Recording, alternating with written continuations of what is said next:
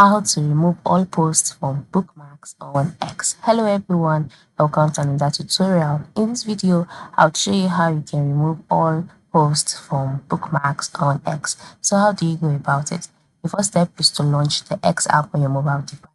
Then move to the top left corner of the screen and click on your profile icon. And then in the box displayed, select bookmarks, which is under premium on the page. And then you'll be taken to the page where you'll see all of your bookmarks. Then move to the top left corner, click on the more option button.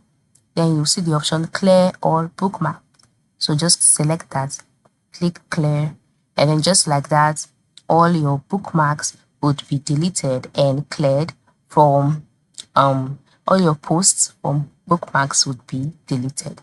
It's as simple as that. So this is how you can remove all posts from bookmarks on Twitter. Thank you for watching and have a good day.